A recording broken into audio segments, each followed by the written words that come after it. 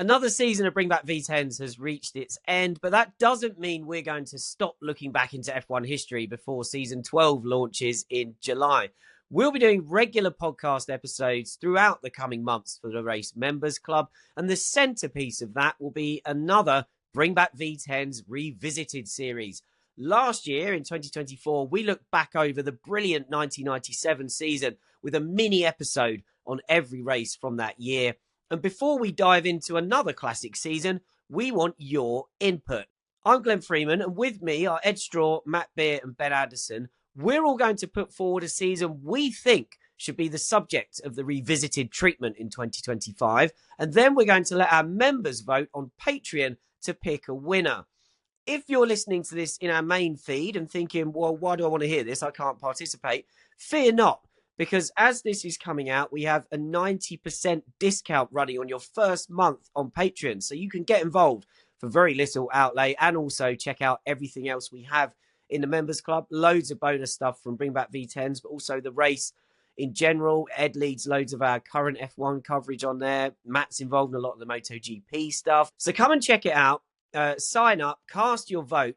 And also, while you're getting your first month that you've only paid about 50p for, you can go back and listen to the full 1997 season to get you hyped up for the next one. Ed, very quickly, before we get into our nominations for season 2 of Revisited, how much did you enjoy our look back at 1997?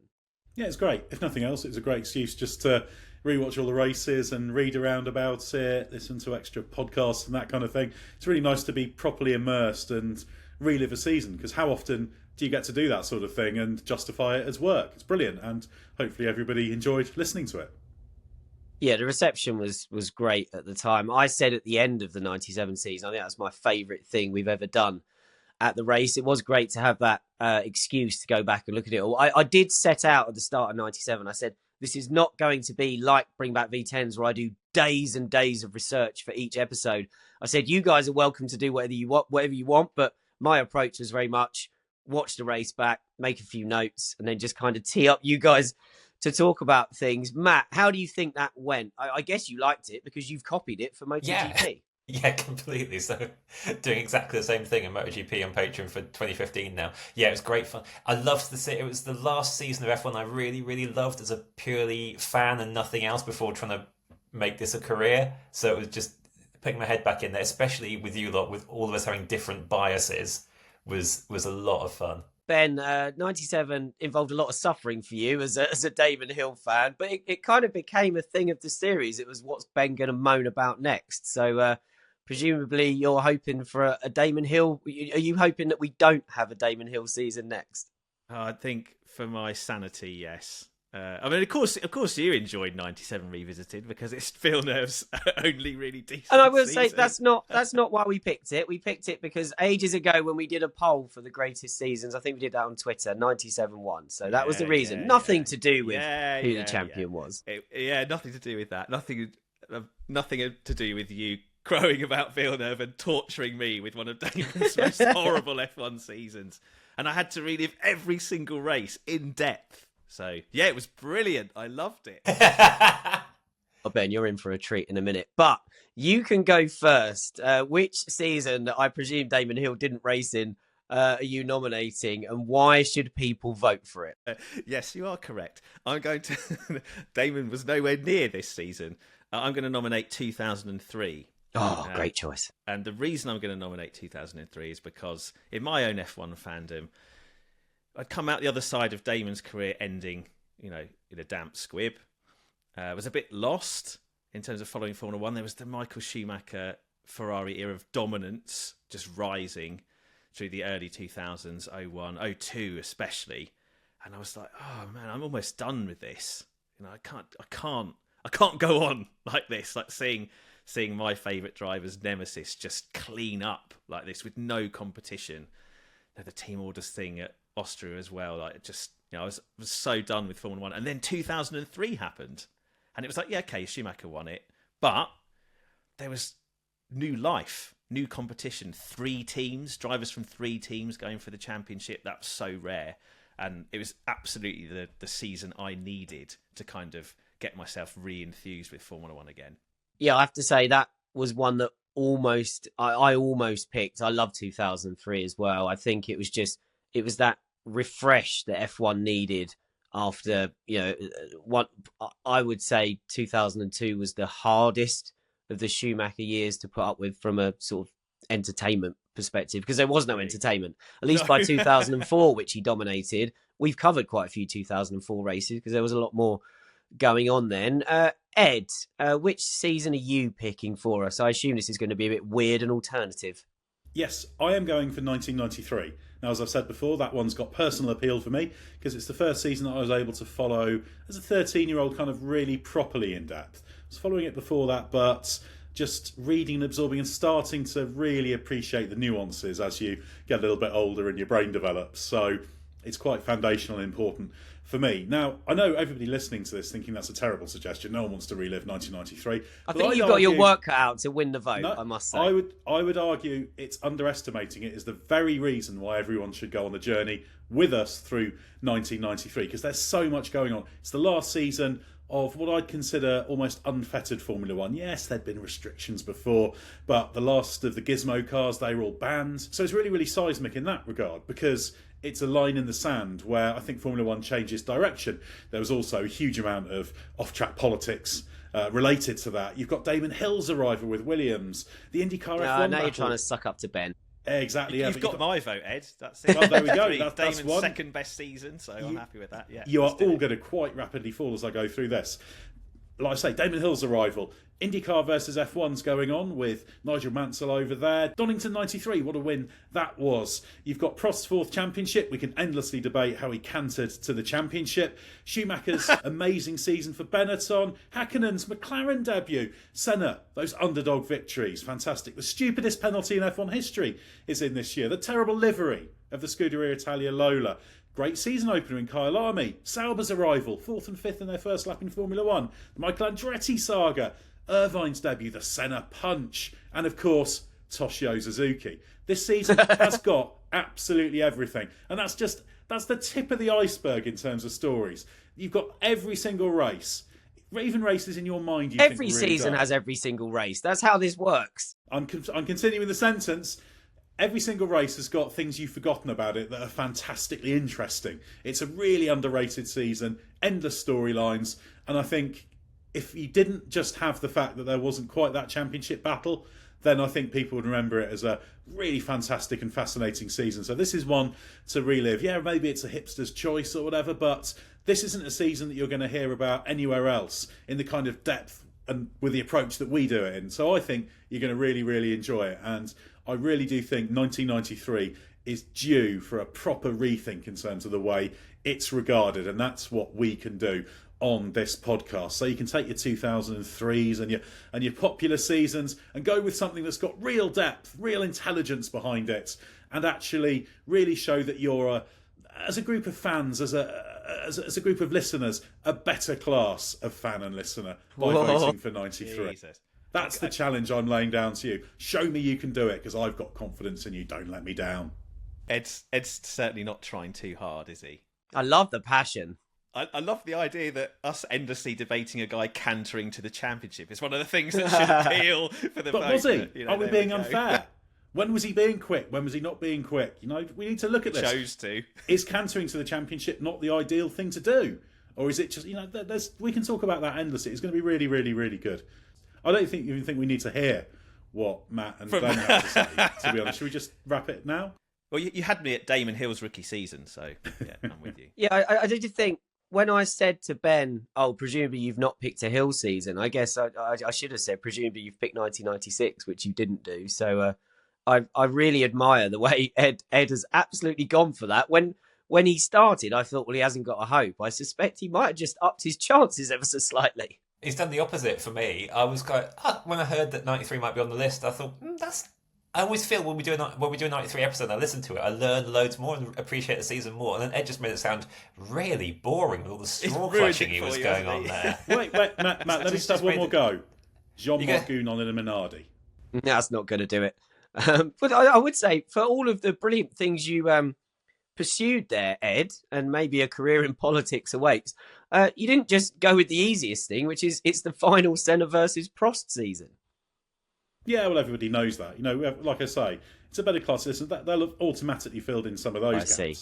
But Yeah. it's the ideal season. There's so much going on. You got LaRousse. There's LaRousse there all year. Brilliant. You nearly forgot to mention them. Right, that's enough from Ed. Matt, which season are you Definitely picking? enough.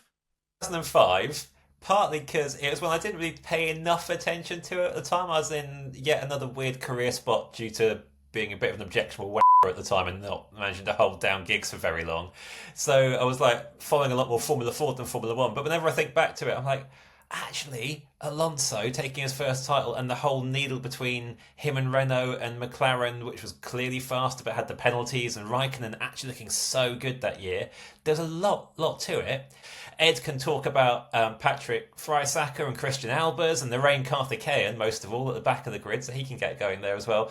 Also, though, I just feel like that had so many iconic races that you do remember, like the Imola battle and the Suzuka incredible stuff, but everything in between was a bit strange because of the strange tyre rule that season. So I just feel like it's a season that gave you hope for F1 again after 2003 didn't actually lead to anything good in the end. And it has a lot more to it that has been forgotten and that I've forgotten. So I quite like the excuse to remind myself of it. And I think I could get quite passionate Alonso fan in this. And you can all enjoy the heartbreak as my final like embers of Montoya fan just disappear and die as it proves that Raikkonen's actually just a lot better at F1 than he is. It's all well and good, Matt. It hasn't got any Fabrizio Barbazza, has it? I gave you Karthikeyan.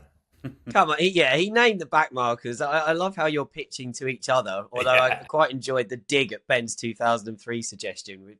Basically, well, Schumacher won it in the end, so it can't be that good. A foundational Alonso victory, of course, in 2003. So. Oh, here we go. Yeah, I'm enjoying this. Everyone's fighting for their seasons. I couldn't slate the 2003 choice because I kind of quietly agree with it, though, so I just stay silent at that point.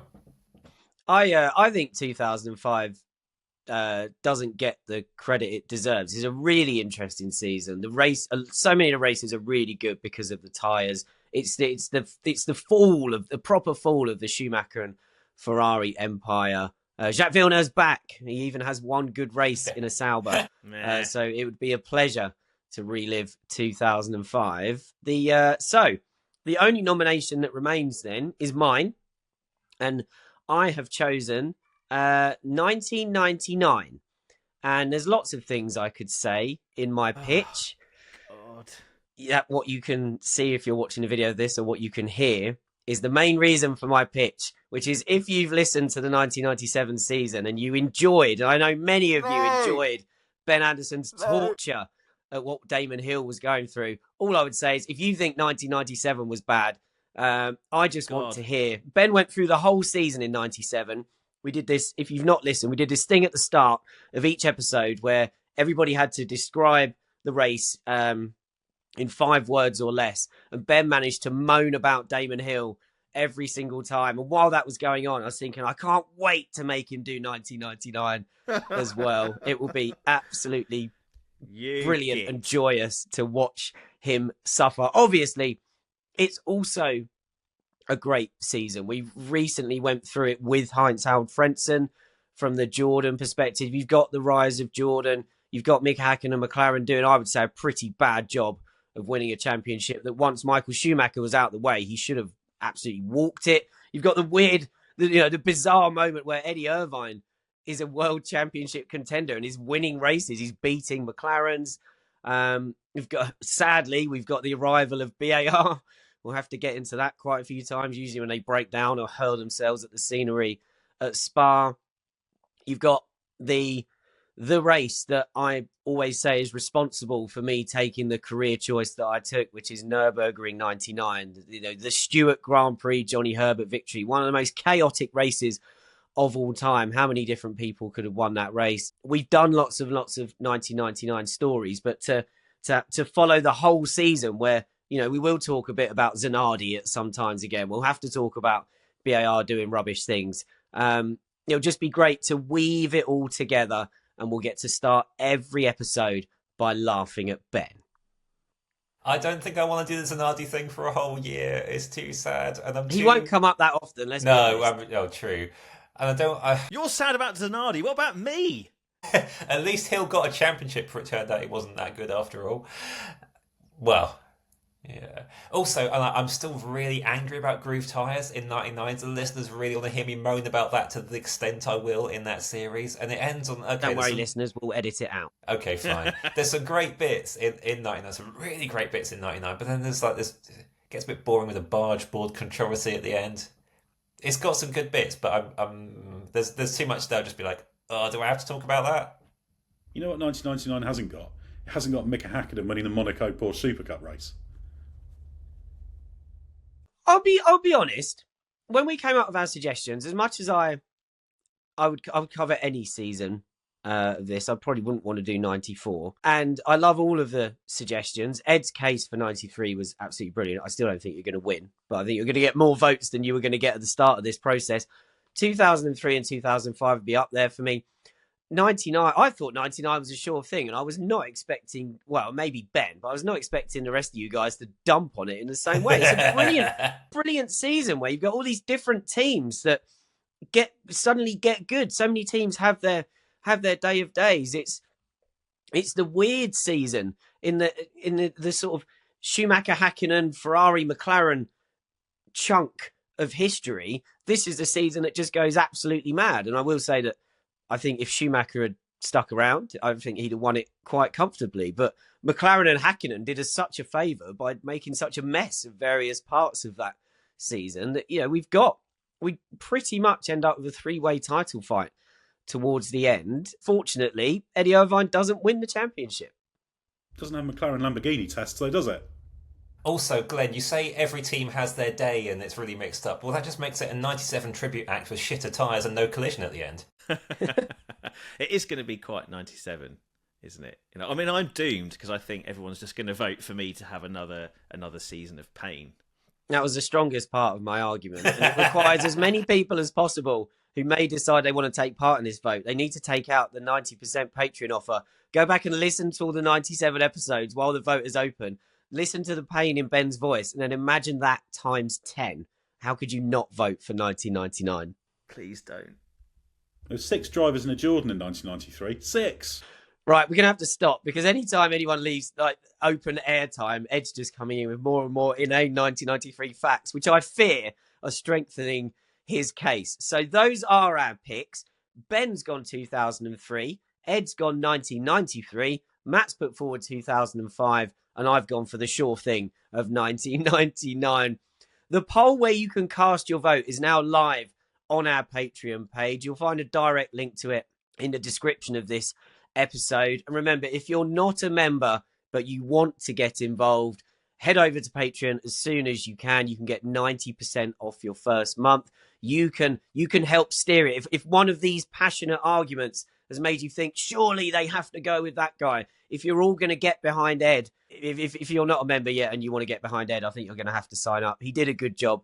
But yeah, we've got whatever season we end up picking from those, it's going to be a lot of fun. So we don't just want you to join in with the vote. We're then looking forward to you all joining us on the journey as well. So get yourselves over to Patreon if you're already a member. Come and sign up if you're not. And we'll be announcing the results, I imagine, very soon. And if there's any of those MotoGP only, bikes only listeners who are signed up to the Race Members Club, remember Wayne Gardner drove a Lotus at one stage in 1993. So there you go. Just one last little pitch. All right, we're going to have to stop the recording. Shut him down. Yeah, come on. He's unstoppable. And we might even get to the bottom of the only 25 cars can qualify and the really gratuitous the slowest person isn't allowed to start rule. That was a fun controversy in the first half of the season. So I can do this all day. Can I have my own podcast of things that happened in 1993? Please stop. Johnny Herbert had a great battle at Interlagos, fighting for the podium. Didn't quite get Oh, there. God. Somebody unplug him.